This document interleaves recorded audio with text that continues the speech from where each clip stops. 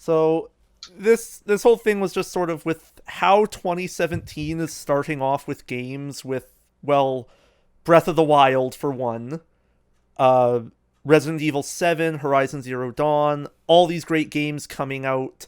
I figure why not ask people what their like some of their favorite games are. That sounds fair. Yeah. And because this is going to be a video of sorts, I would just like my two lovely guests to introduce themselves. Oh, are you already recording? Yeah, Oh, okay. I didn't record that first bit. When I started sounding professional, that's when I started. All right. Ted, do you want to go first? You want me to go first? Sure. I can introduce myself first. Okay. I'm from Minnesota. I moved here to be an actor, and then I stopped liking acting, and Pat got me into TOVG, and now I work for TOVG with lovely people like Bradley. Oh, Ted, you are too kind. Hi, my name is Bradley. I more commonly go by the username of Yoshiller when it comes to online work. I've been running my own YouTube channel since I was in middle school, and I guess I started doing it professionally in high school because that's when I started getting paid, but I started treating it like full-time work after I discontinued my college education due to reasons I don't want to get into today. And as time went on, I met people like Gerard, and now I work for the guy, and it's been a pleasure. All right. Well, like I said, it's a pleasure to have you both, especially just for how busy things are probably right now. Yeah. I No had an worries. event this morning. I just got home and grabbed dinner, so Again, thank you both for taking times out of your schedule to just do this discussion with me. Yeah, of So, yes, course. absolutely. who would like to start with one of their favorite games? Either or. Um, I would say like early on it was probably Crash Bandicoot 2, Mm. Ooh, and then that, and that- then later like Kingdom Hearts was probably Kingdom I, Hearts and Kingdom Hearts 2. I had the unfortunate pass of missing out on the Crash Bandicoot games. Oh, really? Yeah, I've never actually played one.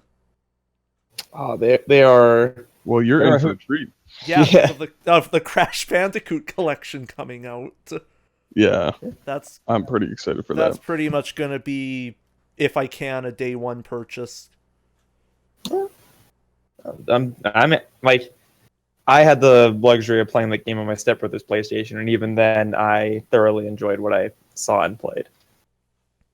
Crash Bandicoot 2 is a good one. Yeah, Crash Bandicoot, There you go. 2 is pretty good from what I've seen. Lots of people I know love that game. Let's see. So my favorite games. I can tell you that my all-time favorite is Super Mario 64. But if I may, my top three games are Super Mario 64, Yoshi's Island, and the obscure game known as Bomberman 64: The Second Attack. As time has gone on and I've looked back at the game, I really appreciate it a lot. Oh, nice. Yeah, all those seem like all great choices. Like, just like especially since all like two of them are on the N64, of course, My favorite console. and again, like Crash Bandicoot, I missed out on Yoshi's Island. I didn't play it till it was ported over to the Game Boy Advance, and that's how I grew up playing it and had it become my favorite game. But yeah, it's great. You get on Virtual Console, you have an opportunity. It's- There are sequels, but I would still say that there's not a game quite like Yoshi's Island. The sequels are close, sure, but Well, actually, the original Yoshi's Island is probably the best one. speaking of sequels to Yoshi's Island, my like fifth favorite game of all time is Yoshi's Story. That's fair. Yoshi's Story is a bit different than Yoshi's Island, though. That's Oh, yeah, all. no, it's Okay. it's a significantly different game, but like the reason I actually love it so much is just from like the memories of being a kid, and like I got scared at pretty much everything, so Yoshi's Island was almost a horror game for me.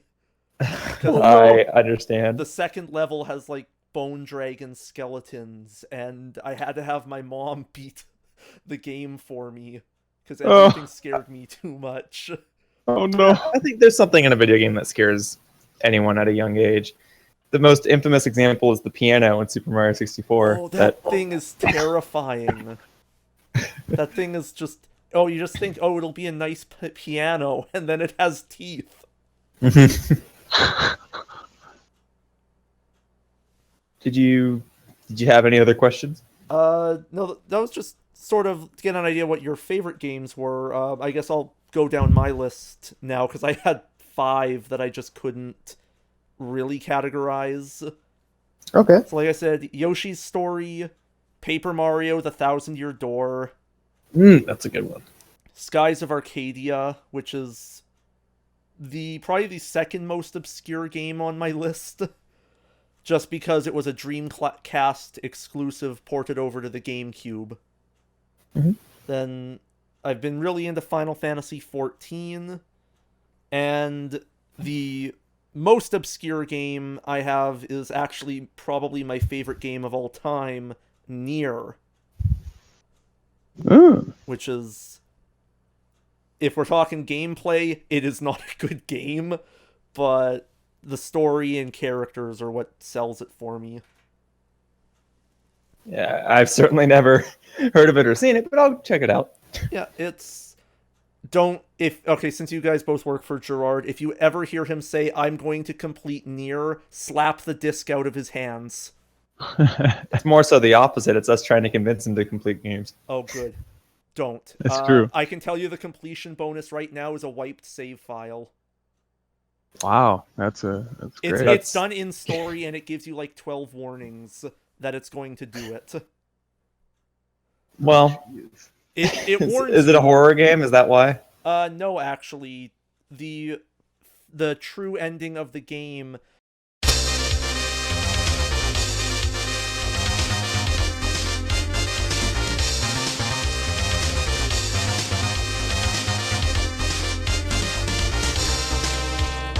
Weird. So Undertale kind of does that, right?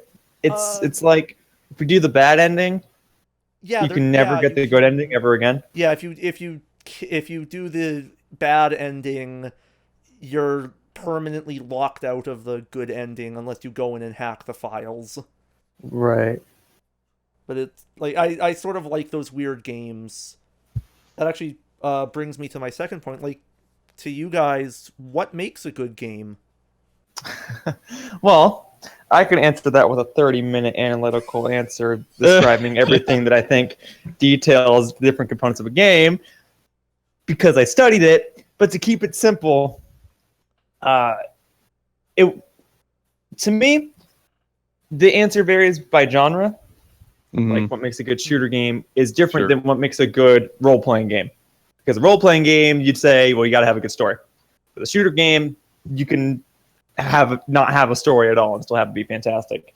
Yeah, like and yeah, or like you can play games like Call of Duty without caring for the story because that franchise is so popular that you play it for the online multiplayer components of it. You play games like Mario, not for the story, though I guess you could play the RPG ones for the story, but you play them because you want to enjoy the experience. So to me, what makes a good game, like just a game that is acceptable by normal people in society, would be anything that is able to accomplish what it sets out to do and is enjoyable for most of the game. Like you can overcome small gripes because it's so enjoyable. A game that sets out to do its job, that has passion behind it, and that overall has a fun vibe to it. Sure. That is my simple answer. Yeah, that's a great answer. I've had this question a couple of times, and me personally, the way I like give kudos to a game is if they give you a goal or a target, and there's multiple ways of getting there, and you can use multiple strategies, and if one fails, you can go back and try again with another strategy, or a game that like also allows enough customization for you to enjoy it the way you'd like to. Yeah, that's why I love Super Mario 64. You have to get from point A to point B, but how you get to point B doesn't matter. And if you want, you can go to point C. Yeah. So Mario 64, I think, still has some of the most solid level design, despite being originally on the N64. Well, sure. It was very. There's clearly an intended path for each star, but I think, like, going off of what Ted said, the reason that game is so held in high regard and was so revolutionary for its time is because it broke a lot of conventions. It didn't hold your hand. It said, all right, here's how you get a star. Now go. Mm-hmm. And also, if you can't figure out how to get this star, don't worry, we have other stars in the level for you to get. Right. And Legend of Zelda Breath of the Wild is kind of like that, too. You have to do the first bit of the game, sure. But then once you do that first bit of the game, you can do whatever you want. Yeah, that's You can what go to any shrine or dungeon you want, and how you solve those shrines or dungeons doesn't matter as long as you can do it. I just started playing it today. Ah, yeah. You liking it? It's so good. I'm not good. going to be able to play it till, like, April at the earliest. So Oh no. It is definitely fantastic. I For the might- exact reasons that Ted said. Yeah, I might just have to pick up the Wii U version to avoid spoilers. Well, That's not bad. yeah, and the Wii U version is still a solid version of the game. It's clear that more effort went into the Switch version, but the Wii U version, like, isn't terrible by any means. It is a very fun. Yeah, Solid Zelda game. it's the Twilight Princess GameCube and Wii version, where it's Pretty much. clearly the Wii version is the way the game was mostly intended to play. So that means that in 4 years they're gonna remake it for whatever system is out at that time. Probably. All right, cool. And they're gonna remake the Wii U version. All right, got it. Okay, cool. Yeah, game theory unlocked. There you go. Heard it here first, folks. I'll explain what my whole reason what makes a good game in my eyes is actually, like, tied to genre as well.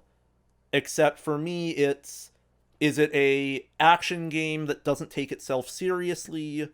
All right, then I'll just judge it based on mechanics. But for almost everything else, it's story and characters.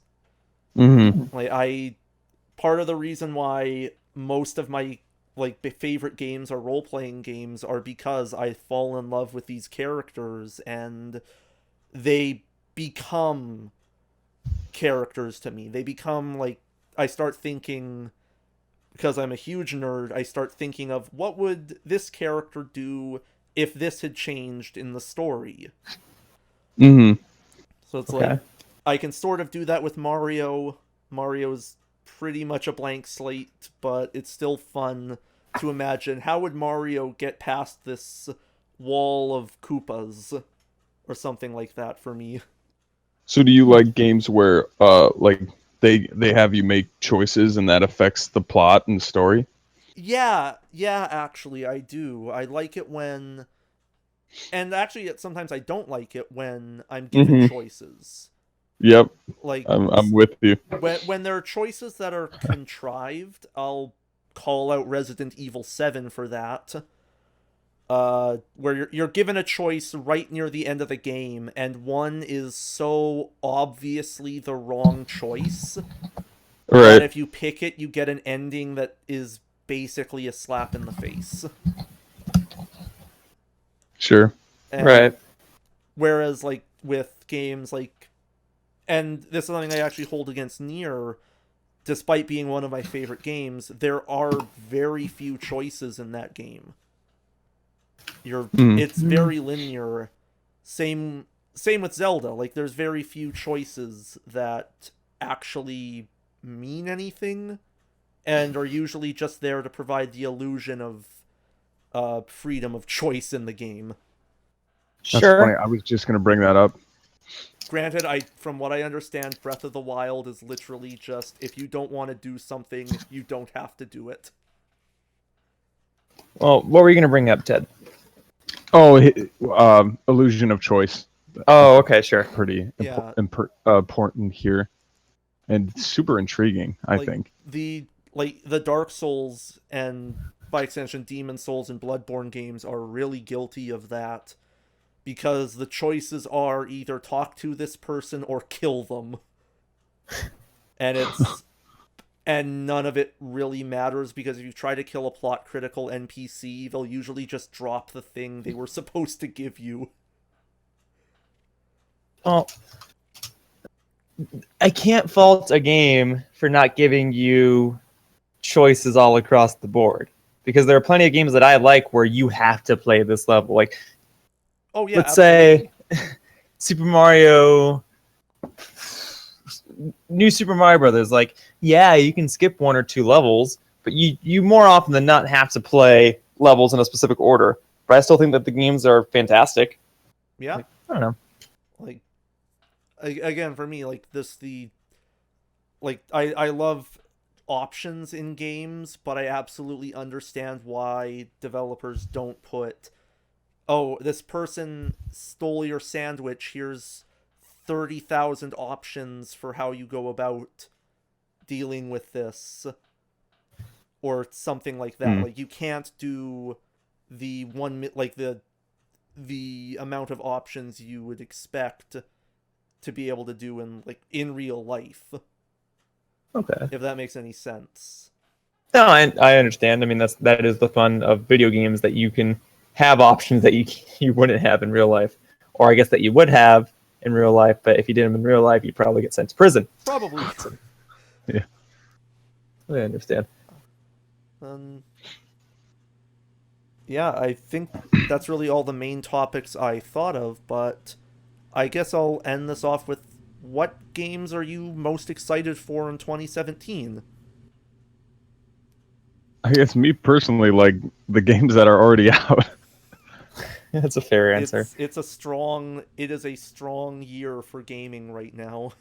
Yeah. I'm gonna look up releases. I'm pretty excited. I was telling Brad that I'm pretty excited for Ukulele as well. Oh yeah. Oh yeah, I forgot Ukulele's coming out this year. Oh, Yeah? I am even more guilty on this one because I own Banjo-Kazooie and Banjo-Tooie. I have not played them. What? Oh no! I've owned them on the 360 as like the download versions for about 8 years. I gotcha. I got them for my sister since we could only rent them on the N64. So I surprised her with them as like, hey, you can actually play these games that you like so much.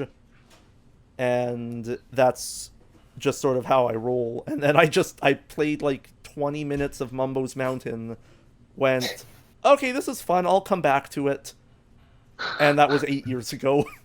Oh man.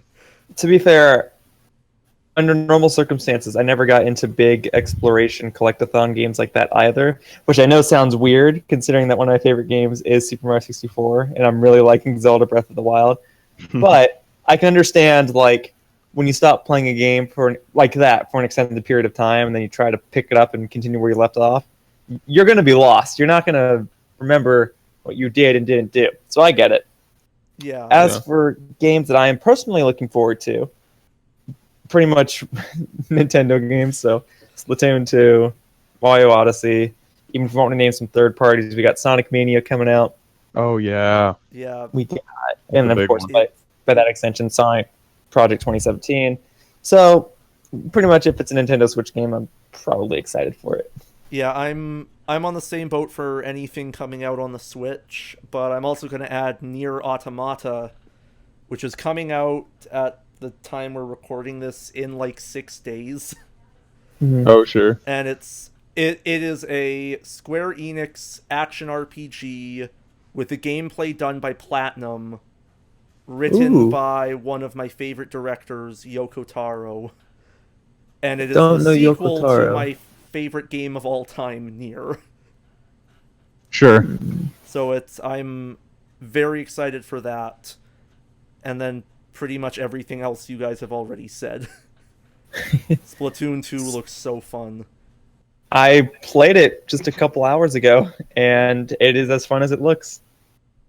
And Mass Effect Andromeda is also coming out this year. I feel like that's going to be a huge game. Oh man, if it's Mass Effect, I'm sure it'll be phenomenal. I beat the Mass Effect trilogy more times than I can remember. Sure. Always made the same choices, ironically. Oh, I never did a Renegade playthrough. oh no. No, I couldn't. I could So not. mean. It was just like, oh, I could punch this reporter in 3 different games.